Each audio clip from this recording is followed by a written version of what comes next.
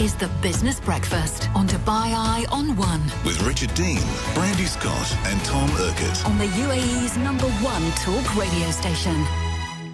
Right then, let's talk about the big event happening in Saudi Arabia this week. It is FII, Future Investment Initiative, sometimes known as the Davos in the Desert. We're going to be speaking to one man who's there in a couple of moments' time. First up, though, Tom, you've been watching the videos on YouTube, and the people there.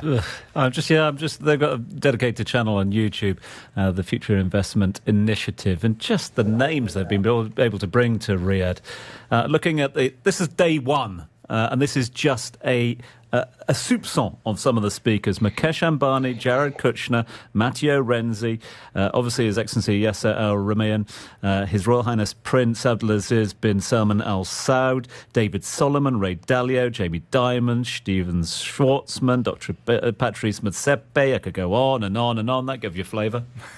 Talal Malik was in the room. He's the chairman and CEO of Alpha1Strategy. It's a consultancy based in Jeddah, Dubai, and also in London. And he's with us now, joining us on the line from Microsoft Teams from Riyadh. Talal, good morning. Thanks for being with us.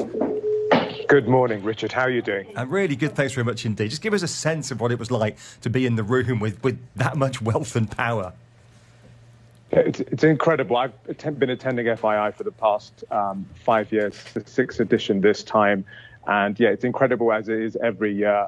This year more so, particularly because Saudi Arabia is, experiencing such incredible growth this year, 7.6% GDP growth by the end of this year, $80 billion in terms of a budget surplus, also by the end of 2022, as expected by the IMF. So a very exciting time to be here. So if we look at the Americans in the room, and that was some of the royalty of corporate America, and yet we know that, Saudi Arabia and the United States have had differences of opinion on the oil situation and the OPEC cuts a couple of weeks ago, but yet the American business people seem to be there in force. Absolutely. I just recently did an interview with Bloomberg and Fortune where I mentioned, the savvy of Wall Street know their history very well. They know the difference between the short term and the political versus the long term and strategic. And you have 400 Americans attending. You have the top people from Wall Street, Jamie Dimon, as you mentioned, and David Solomon. You've got 17 delegates specifically just from Goldman Sachs. You've also got 80 CEOs coming in from China. So it's an incredibly diverse group from all around the world here. It's not just a talking shop, is it, though? I mean, partly it's a talking shop, but deals get done, am I right? Yeah, absolutely. I mean, the number of sectors here is incredibly diverse in terms of investment opportunities, technology, infrastructure, healthcare, energy. You've got people who are coming here essentially to, they're seeking capital, they're seeking to deploy capital or facilitate capital. So it's all about the deals, particularly here.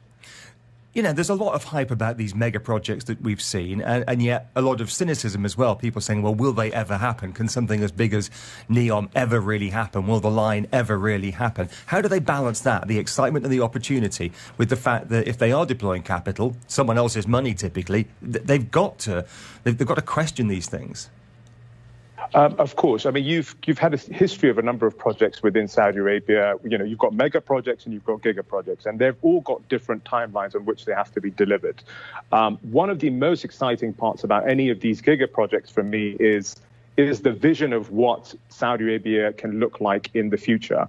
So even just from a marketing positioning perspective, it's extraordinary what they're looking to try and achieve. Now, when that's going to happen, there are specific timelines. And as we know in terms of project management, particularly on construction projects, infrastructure projects, those tend to move along. So you've got mega projects like King Abdullah Economic City, which are, currently happening, and there's greater investment towards those. And you've got the new giga projects all over the kingdom. For example, in Medina, there's Rural Medina, and then there's NEOM, as well. So there are a number of projects, and all requiring different, sorts of, investment opportunities as a result. What in the established cities? You're based in Jeddah, you're in Riyadh today. Are we seeing investment going into those cities as well?